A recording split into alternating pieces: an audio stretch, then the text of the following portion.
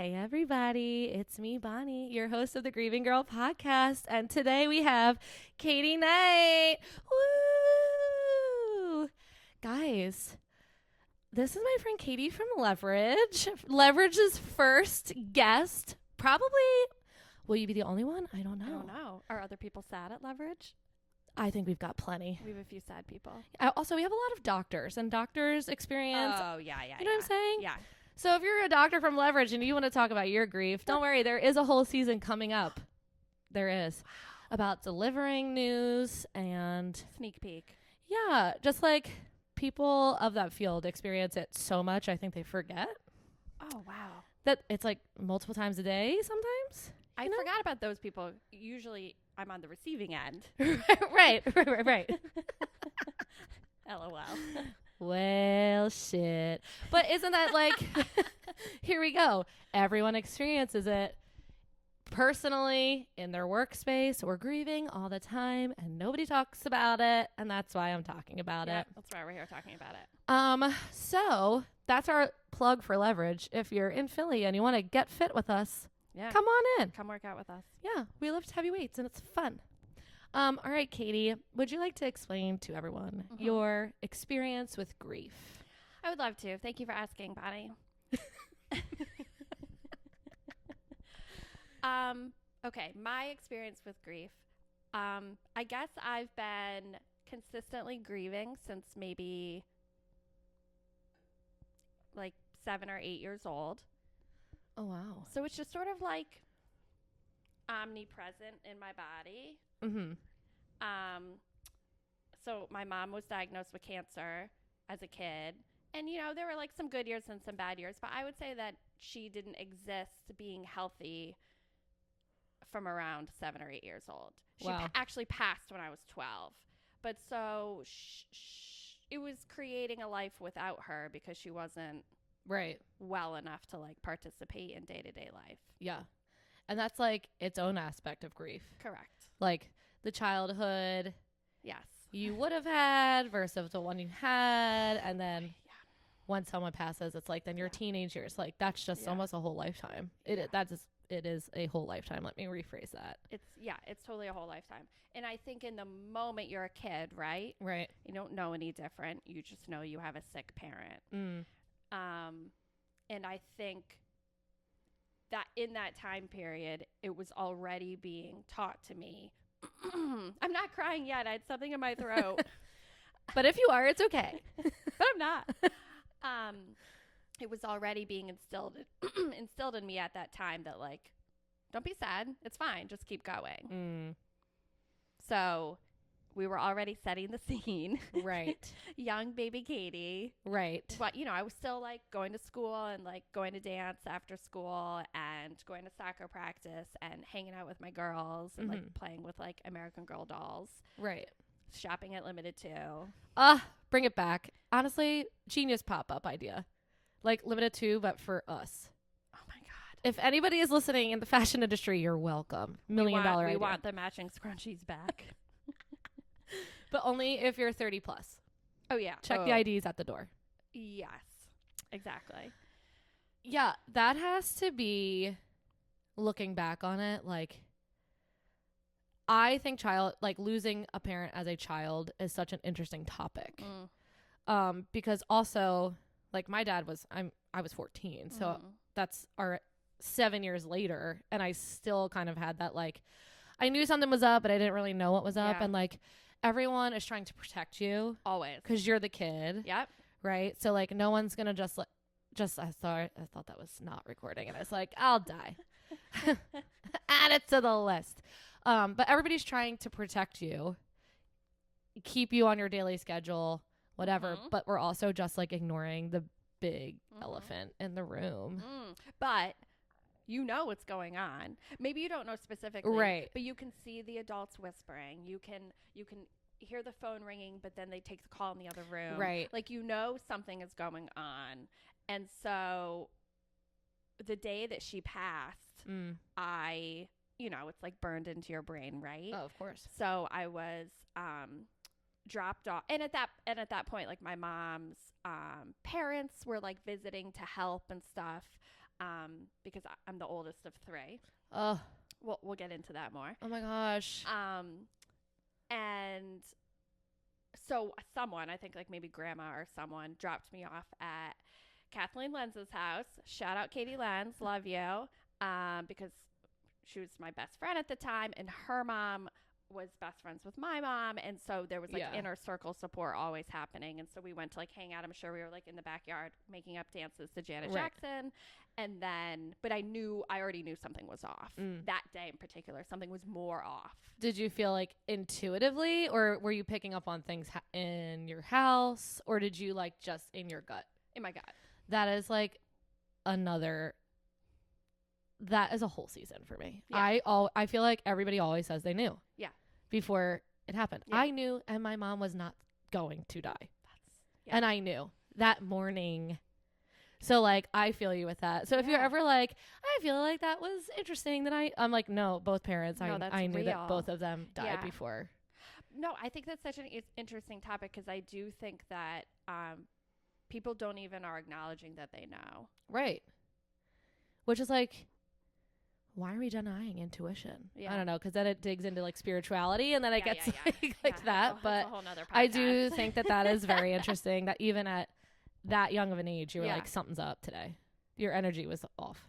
Something was totally up. And then when I got home that night, which was when my dad told us that she had passed that day.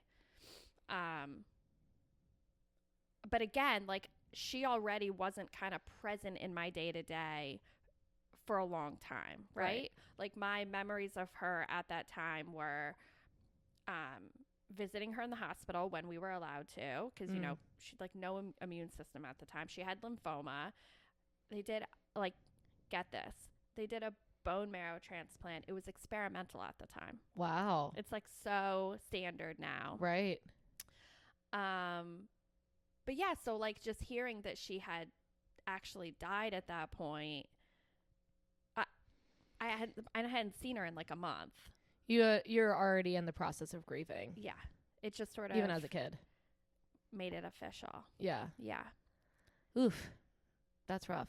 I don't know if I've ever had a conversation. Well, it is. I'm like, I don't know if I've ever had a conversation with someone who was so young. Yeah. About a parent that was sick. Yeah. Like, I feel like most people like like my friend Natalie, like her dad had cancer, but she was 16. Yeah. But she remembers him in and out. Like, it's just different. Like, I don't think I've ever had a conversation with somebody who was so little. Yeah. With also a sick parent. Yeah. Where it wasn't like out of nowhere. Yeah, it's like interesting. It is rough. It's totally rough. And it totally like literally life-changing. Literally life-changing to the point now that I actually don't know who I would be as a human. Like, I can't even fathom. Yeah. It's so ingrained in my DNA. Right. And to your point, like, my sister, who's 5 years younger than me, she doesn't even have those memories of that time. Right. Like, she comes to me now and is like, tell me about mom. Right. Which is like, that's heartbreaking. Like, and you're like, well, from what my 7-year-old brain remembers. Yeah. Snippets of really great memories. Yeah. I mean, I shouldn't say that. There were many, many years of her being in remission and being like at every dance recital and like, you know, bopping around with me. But it's not the majority of the memories. Right. That's for sure. Right. 100%. Okay. So that's for this season, because it's like, I'll let them grieve. Right. I think it's interesting that like you feel people were like, don't be sad. Like, especially for people who have had sick parents or sick kids or whatever, where there is this thing of like, the person isn't dead. Maybe it's the inevitable, and they are making everyone who's going to have to stay comfortable. Oh, yeah. Right? Like, they are almost, I can't imagine feeling responsible for everybody else's feelings when, like, I'm going to be the one that dies. Oh, God. Like, that is very interesting. And I'm not speaking from experience of, I mean, my dad was quotes sick, but I had no idea until it was like the very end, Yeah. and then he was gone, and like I gotta talk to a professional to unpack that. And I don't know if I need to. Yeah, that's interesting. But the whole like don't like I mean with my dad, I think everybody was like, what the fuck? Yeah. Like it was still kind of like, did that really happen? Right. Whereas that's almost like a sudden traumatic event just because of your lack of knowledge. right. Until And I don't honestly think, I mean, I would ask her, but I can't. It's not funny, but like, I still have a hard time making jokes like that about my mom because it's still so fresh. I'm like, it comes out of my mouth. I'm like, it's not fucking funny.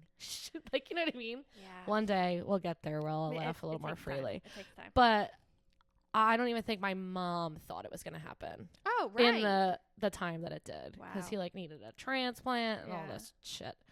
But the don't be sad aspect. And now when, I mean, I'm sure like other people in your life have passed away since then. Mhm.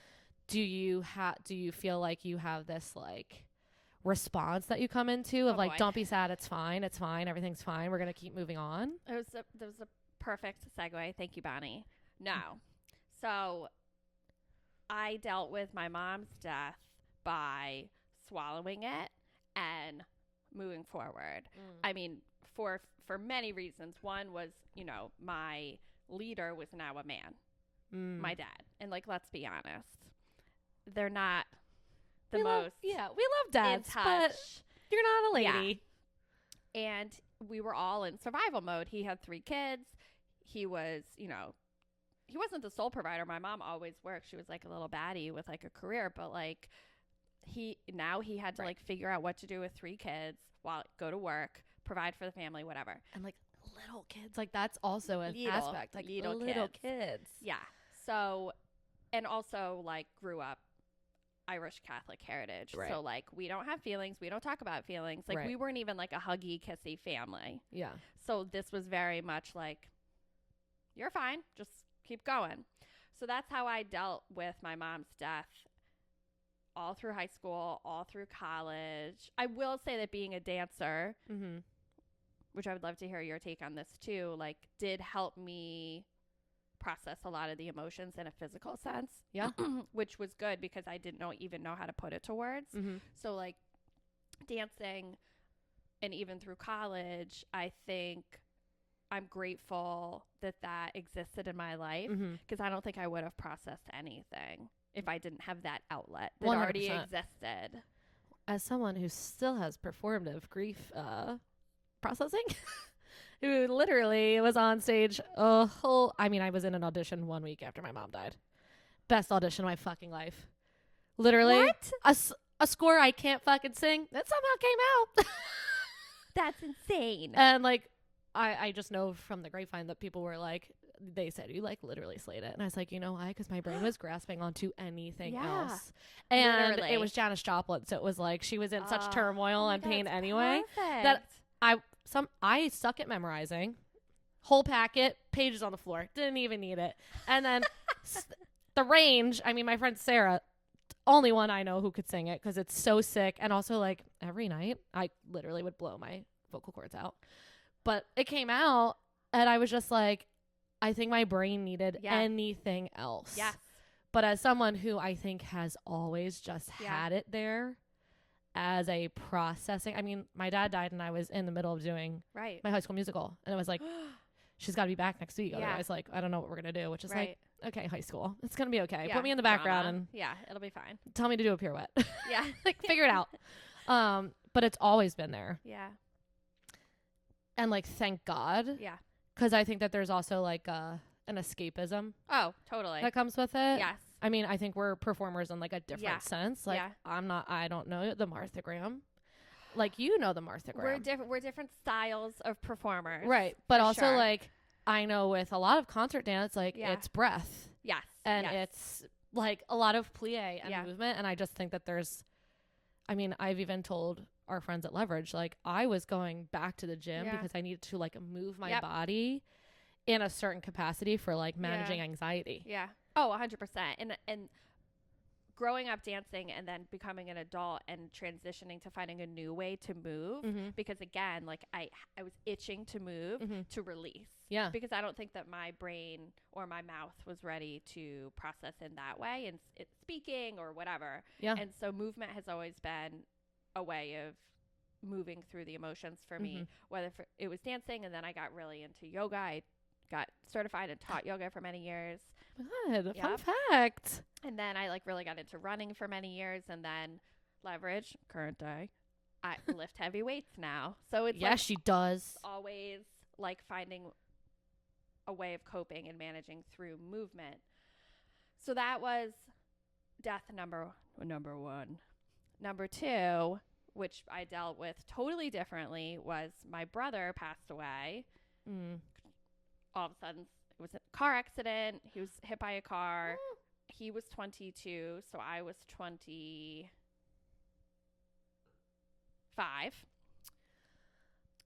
Ugh.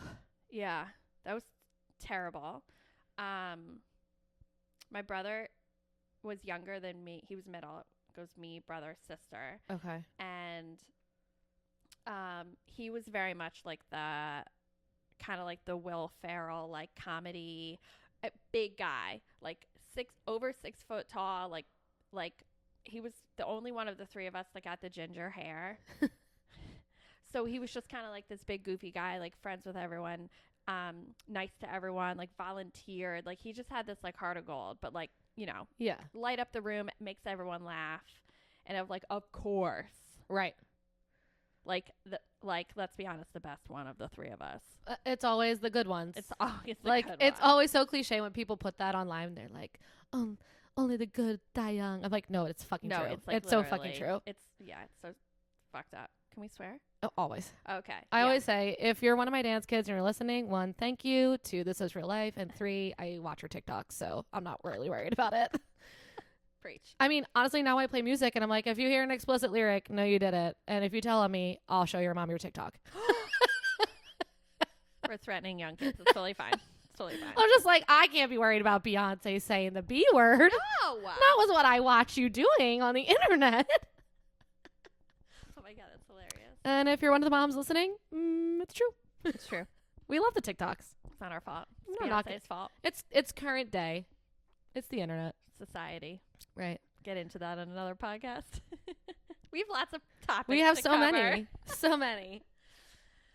So how do you feel like? Yeah, the round 2 was totally different Yeah. because what it did was it forced me to finally get over the anger hump about my mom. Like I just lived in a constant state of like rage kind of underlying. Okay. But at like, if you saw me, like everything was great. Everything was great. Always smiling. Like she's not even sad. Look at her. So when my brother passed away, and so traumatically, there's a difference between like someone being sick and you kind of like know the inevitable, right? Yep. Or something sudden and traumatic that's you're not expecting. You don't have that lead up time. Yeah. Right? 100%. Right. It So- literally like the rug got pulled. It's like the rug gets pulled. Uh-huh. Like there's no like you don't even have legs. No. It's like you're just shooketh. Mm-hmm. So that forced me to do a little bit of processing because I didn't see this coming. Mm-hmm. So I dove right in. Like I always saw therapists, but like, you know, it was like surface level conversation. Okay. This forced me to finally deal with my mom's death while dealing with my brother's death, allowing myself to be sad, allowing myself to crumble, allowing myself to like, you know, fuck work, Right. fuck a social life, Mm-hmm. like go into a deep cave and process what was happening. And I actually think who's to say where I would be now grieving my mother's death if that hadn't happened. Like would I have ever been forced to actually deal with it? I think at some point Yeah. it would have just been later. Yeah. And like it's probably this is gonna be like the most weird thing that's quotes healthier. Like for Yeah. your brain, but like it's not Yeah. fucking healthy because then your brain also still had to go through immense trauma. Do you know what I'm saying? Yeah. Like it's sooner rather than later, but I Right. think at some point you would have. Yeah. And like I think that my sister and I both kind of went through something similar. Yeah, totally. I think it's called grieve. I'm not an expert on grief. I just like know what I have Tell known. me. But it's that like another huge loss happens, and it's like it takes you to that first one, and then you're kind of processing that loss, but at an older age. Yeah, So like that resonates with me. for my sister, she was like 21. I was 14 when my dad happened, and now this happens to us, and it's like it makes you totally go back. Yep. And like honestly, in the last 3 years, I have processed more of my dad's death than I think I ever did. I don't honestly think I ever did. Right. And it's funny that you say that like, oh, she's fine, it's great. Yeah. I remember asking my mom, telling me that she went to see a therapist, and it was making her kind of like unlock all these doors that she just didn't want to. Yeah. Like my dad was a functioning alcoholic. Yeah. And he was not a mean drunk from what I remember. Like he wasn't abusive. Like there was none of that. Always had a job. Like I don't know how that affected their relationship, but she just didn't want to dive into it. Yeah. Because it's like it's not going to change anything. He's gone. Right. But I remember her saying like, do you think I should bring in Bonnie? And they were like, well, just kind of like monitor her and see what she is. And I was like, I'm thinking about that as an adult. Like that's shitty advice. Yeah. Because also like I'm sitting at home with my mom who's devastated. Yeah.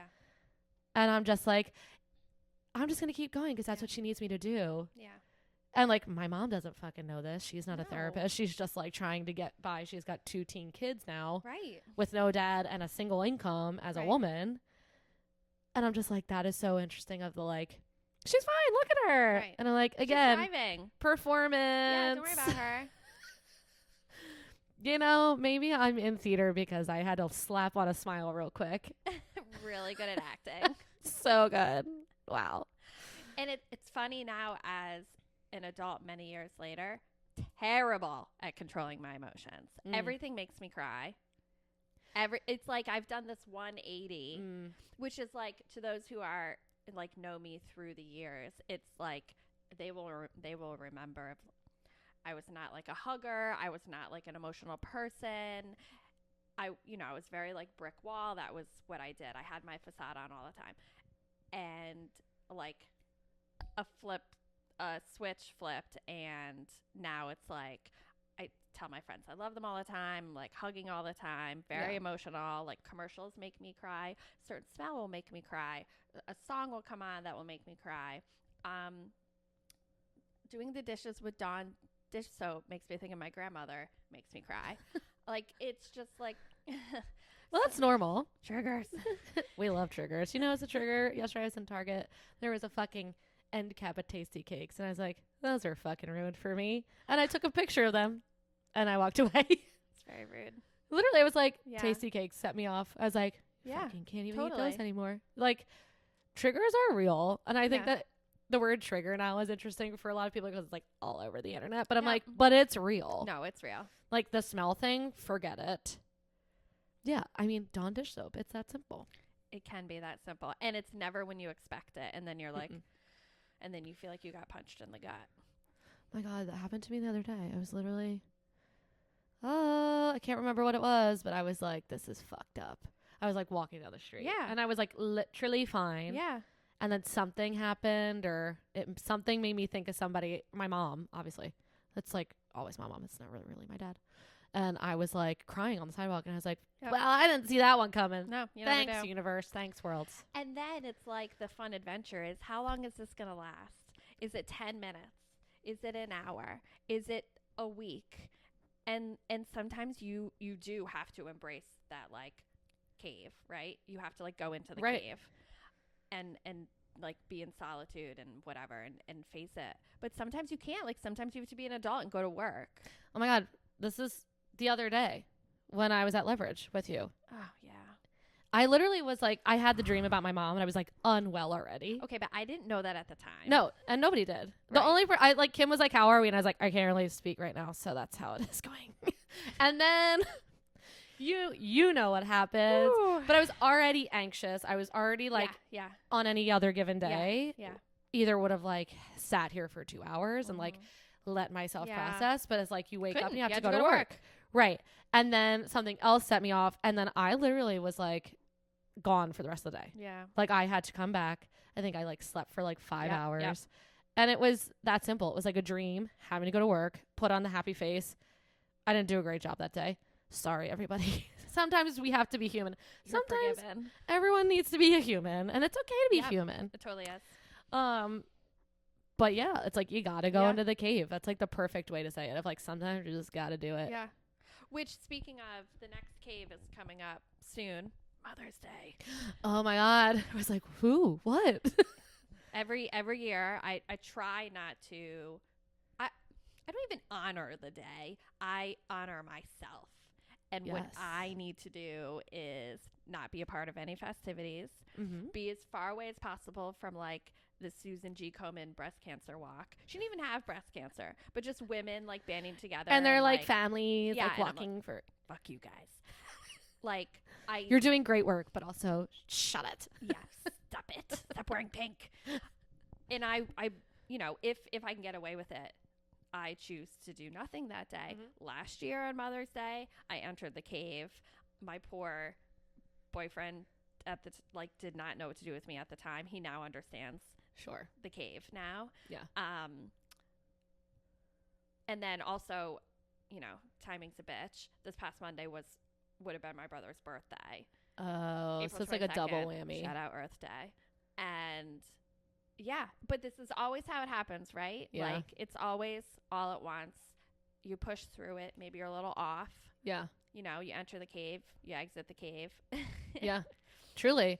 I love that you have put the holiday, like Mother's Day, like honoring yourself, doing nothing. Because I think sometimes people like look at that as like, oh my God, that's so sad. But it's like, but it fucking is. It is sad. And it's okay. And like, unfortunately, like that's our truth. Yep. And like, if you're a mom, I love that you're a mom. Right. I loved my mom. Right. I wish I could. Right. I might cry right now. Right. But it's like, I don't want to be part of your shit. No. Because I don't get Because to do that. it's not a day of celebrating for us. Right. And I do think, you know, becoming older and watching Mhm. my friends become moms Yeah. has been somewhat healing for me, because it's almost like kind of like a redo, like an opportunity to see Right. people who I love Sure. become mothers. And also, like, shout out to companies like Nespresso, who emailed me this past week to be like, you can unsubscribe. We won't bother you with Mother's Day emails. Like, Yes. That's been a new trend. And like, yes. yes, I love this. Yeah. So of course I hit that button. I'm like unsubscribed to all holiday emails. Like literally. My birthday is on Father's Day this year. Yeah. That's just a cruel joke. Isn't it? Yeah, It's like always sorry. been shitty, Yeah. but my mom's always like made it a thing. Mhm. Like, let's go do something for your birthday. Yeah. Used to love my birthday. Hate my fucking birthday. Of course. And people are always just like, well, why? Like, you know, it's like, let's do something. And some days I'm just like, this year, I'm just like, what the fuck am I going to do? Now, the fucked up, I keep saying, this is an F word episode. So, Yeah. Adam, you might need to bleep me out a little bit, but We're going to have to put like a Beep. warning in the beginning. do not listen in car with kids. Not suitable for children. Unless they're grieving. Unless they're grieving kids. In which case they probably agree. But what was I saying? Your birthday.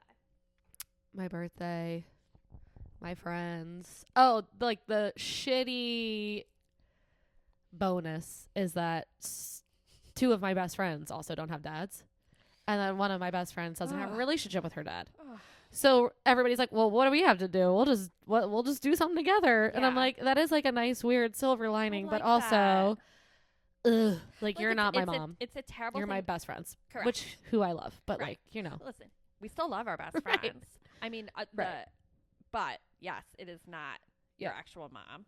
And the fact that you're all bonding over something so heartbreaking is terrible. but it's wait till the birthday episode that drops on Father's Day. We're trying to make it lighthearted and fun, okay. but we are going to do one, the I'm DDC. still going to take a Xanax before I listen to it. Oh, please do. Please do. It'll be even more fun if you're a little loopy. Perfect. But I love that you have just said that, because I think that ties perfectly into the let them grieve. Yeah. Like, it's not up to you to decide what people do with their No. holidays. Even decorating my house for Christmas is hard. And Right. like, you know, Same. every year I try to pull out one extra decoration. So this year I have 3. We're every year we get a little better. I have my Charlie Brown tree, like Oh, a Grinch. You know, it yeah. might be dark humor, but it's fine. We'll get there. Dark humor is how we cope, actually. Right. Let them grieve. And if you don't get it, how blessed are you? Yeah. Truly. Jelly. Little jelly. Right. Okay. So I think this is the perfect segue to the next chunk. Do you have any helpful tips, words of advice for someone grieving? I honestly think like a kid and an adult. Yeah. I think like you have such an interesting perspective that a lot of my guests have not had. Yeah, that's interesting. Yes. To the griever. Yes, to the griever. To the griever. I think, you know, I didn't know any better when I was a kid on how to handle this. My dad didn't know any better. You know, for many years I was sort of like resentful towards him for not creating a home that where we could grieve more. But then when I got older, you know, and I, you know, got closer to his age when he was dealing with the loss of his wife, Right. you know, my opinion very quickly changed. And then that was a whole nother thing. I got a thing for single dads, like that breaks my heart. Not in a sexual thing. I Right. I can't like dads that have kids Right. and no partner. Like I will start crying. Yeah. Because it just makes me think of my dad going through that. So anyway, so I forgave him for not. He didn't know any better. Right. He was doing his best with what he got. Correct. But I guess as an adult grieving and then looking back at childhood and not grieving, I mean, my advice would be to lean into whatever you're feeling. If it's a good day, if it's a bad day. If you can recall memories and they make you laugh, it's okay to laugh too. Right. Like you don't always have to be sad. And I think we don't give ourselves permission to feel anything. You could be feeling sad. You could be feeling angry. You could be feeling happy, grateful for the time that you had together. I don't even think we allow ourselves the positive emotions because you think you're just supposed to be sad. Right. So and then you're sad and then you're just sad all the time. So I would just say lean into whatever you're feeling. And then also if you need alone time, take it. Right. But if you need support, ask for it. Yeah. And I think that because I was so stoic and like told to just put on a brave face and keep going, it took a really long time to deprogram myself and tell myself it's okay to ask for help.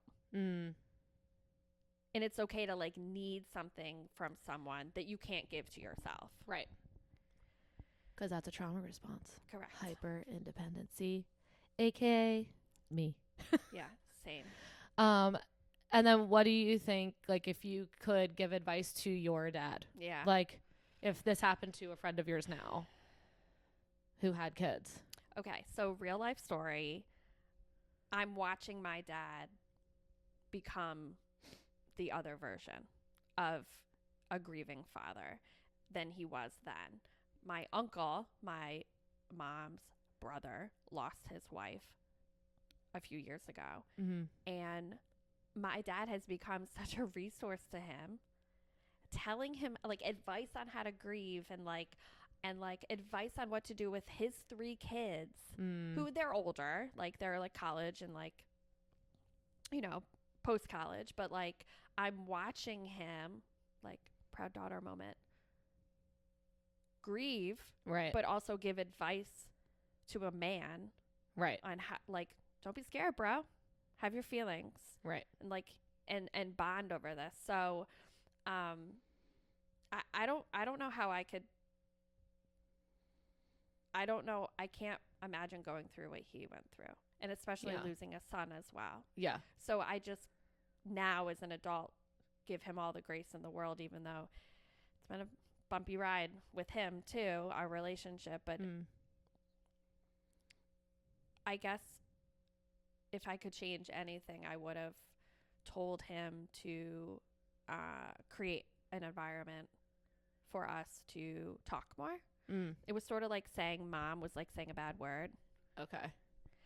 And, all the pictures of her in the house were taken down. Anything that like reminded him of her was removed. And so I guess the person existed. Right. And more than that, she created us. So she's Right. like in us. Right. So you can't pretend that she didn't exist. Right. So I would, maybe ask for the opportunity to just sort of embrace it head on instead of shying away from it. Yeah. I think that's like an interesting take. Like once, like my sister's episode, like she kind of talks about how like her, when you have 4 kids looking at you who are close with someone and it's your mom out of nowhere, how she is like, sometimes I literally have a meltdown and I just like, like you have to keep pushing, but I also try to like let them see. Yeah. So like I think that's interesting, but it's also she's a woman. Yeah. Your dad's not. Totally. Right, you know what I mean? Like Yes. there's just like a different that comes into society. Like how we tell guys to suck it up. Yeah. But also just like for the parents out there, and the widows and whatever, it's just like you have kids who that is their person. Right. So it's painful. Like my mom, we moved the next year. And interesting. I literally followed the house on Zillow because I have a plan to buy it back. It's like not far. It's in Cherry Hill. I love that. And actually, I have a person who knows the guy who lives there. Like, it's still the same guy, but her stepson is friends with the kid that lives there. And I was like, tell dad when he's ready to sell, let me know. Oh, I love that. But it's like, she picked up and moved, and I am sure it's because that house was just like you them. needed a change of scenery.